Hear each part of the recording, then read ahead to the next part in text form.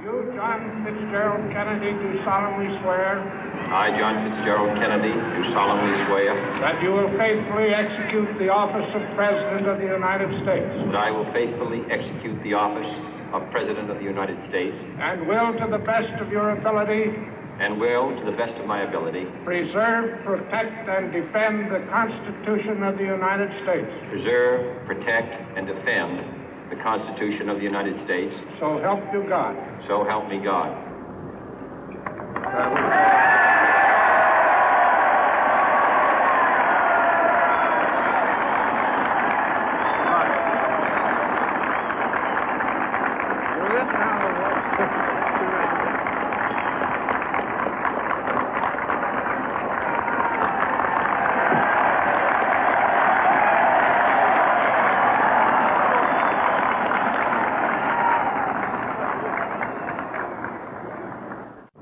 Vice President Johnson, Mr. Speaker, Mr. Chief Justice, President Eisenhower, Vice President Nixon, President Truman, Reverend clergy, fellow citizens. We observe today not a victory of party, but a celebration of freedom, symbolizing an end as well as a beginning, signifying renewal as well as change. For I have sworn before you and Almighty God the same solemn oath our forebears prescribed nearly a century and 3/4 ago. The world is very different now, for man holds in his mortal hands the power to abolish all forms of human poverty and all forms of human life. And yet the same revolutionary beliefs for which our forebears fought are still at issue around the globe. The belief that the rights of man come not from the generosity of the state, but from the hand of God. We dare not forget today that we are the heirs of that first revolution. Let the word go forth from this time and place to friend and foe alike that the torch has been passed to a new generation of Americans born in this century, tempered by war, disciplined by a hard and bitter peace, proud of our ancient heritage, and unwilling to witness or permit the slow undoing of those human rights to which this nation has always been committed and to which we are committed today at home and around the world.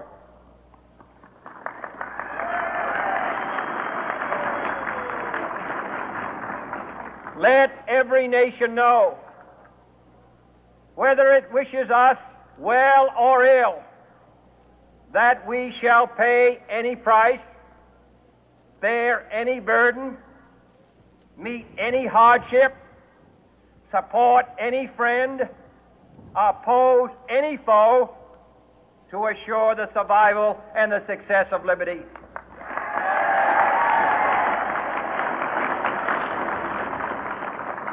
This much we pledge and more.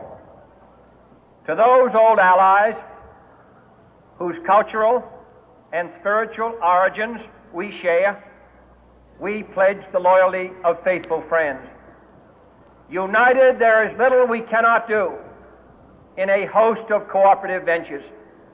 Divided, there is little we can do, for we dare not meet a powerful challenge at odds and split asunder.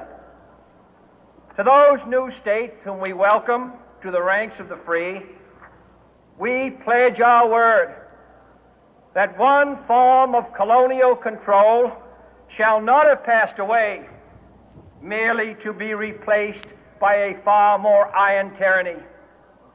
We shall not always expect to find them supporting our view, but we shall always hope to find them strongly supporting their own freedom, and to remember that in the past, those who foolishly sought power by riding the back of the tiger ended up inside.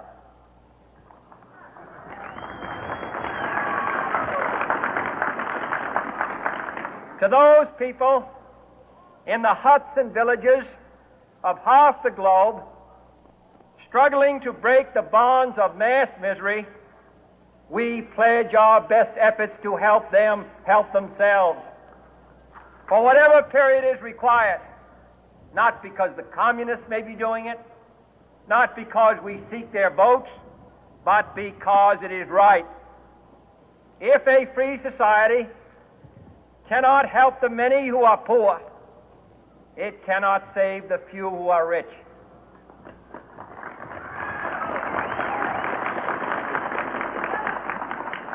To our sister republics south of our border, we offer a special pledge to convert our good words into good deeds, in a new alliance for progress, to assist free men and free governments in casting off the chains of poverty.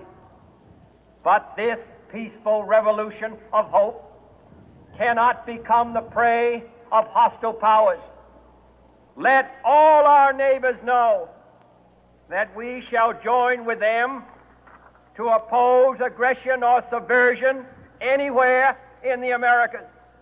And let every other power know that this hemisphere intends to remain the master of its own house.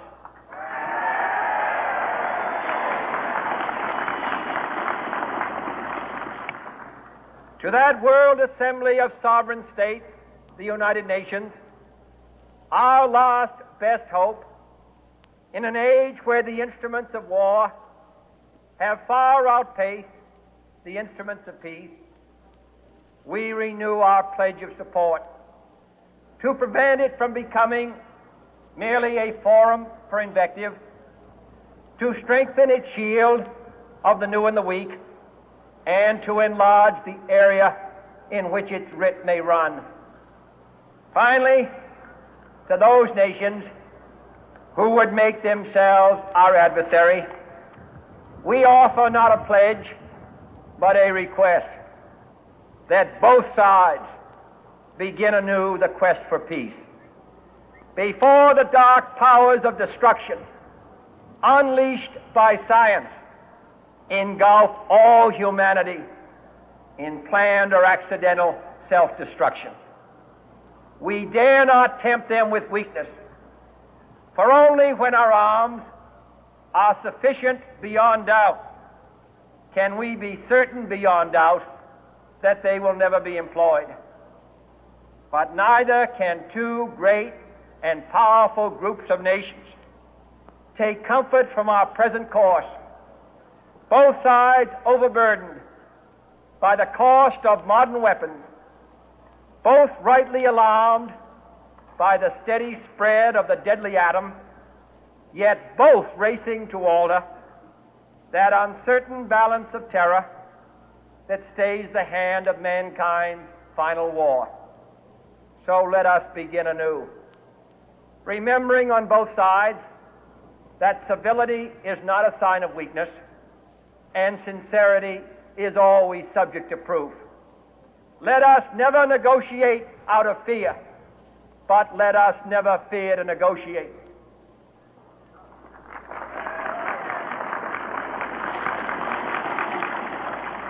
Let both sides explore what problems unite us, instead of belaboring those problems which divide us.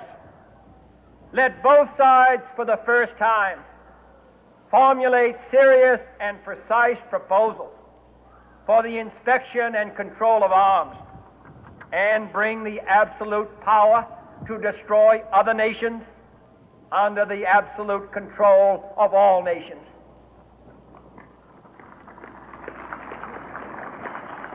Let both sides seek to invoke the wonders of science instead of its terrors. Together, let us explore the stars, conquer the deserts, eradicate disease, tap the ocean depth, and encourage the arts and commerce. Let both sides unite to heed in all corners of the earth the command of Isaiah to undo the heavy burden and let the oppressed go free. And if a beachhead of cooperation may push back the jungle of suspicion, let both sides join in creating a new endeavor, not a new balance of power, but a new world of law, where the strong are just and the weak secure and the peace preserved.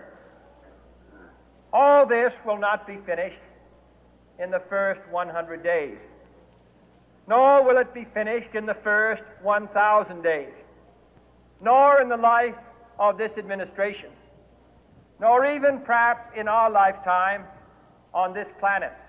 But let us begin.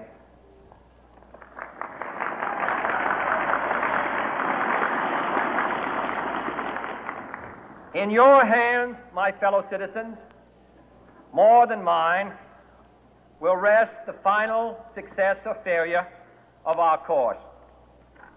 Since this country was founded, each generation of Americans has been summoned to give testimony to its national loyalty. The graves of young Americans who answered the call to service surround the globe. Now the trumpet summons us again, not as a call to bear arms, though arms we need, not as a call to battle, though in battle we are, but a call to bear the burden of a long twilight struggle, year in and year out, rejoicing in hope, patient in tribulation, a struggle against the common enemies of man, tyranny, poverty, disease, and war itself. Can we forge against these enemies a grand and global alliance, north and south, east and west, that can assure a more fruitful life for all mankind? Will you join in that historic effort?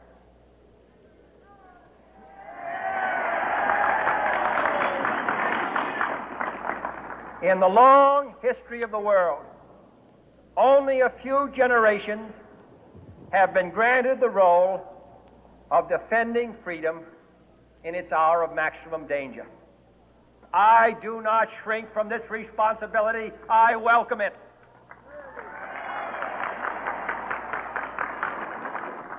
I do not believe that any of us would exchange places with any other people or any other generation. The energy, the faith, the devotion which we bring to this endeavor will light our country and all who serve it. And the glow from that fire can truly light the world. And so, my fellow Americans, ask not what your country can do for you, ask what you can do for your country.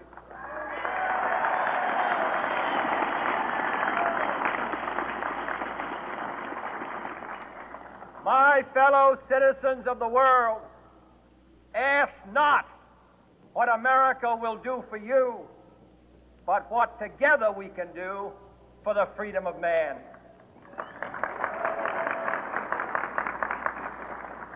Finally, whether you are citizens of America or citizens of the world, ask of us here the same high standards of strength and sacrifice which we ask of you.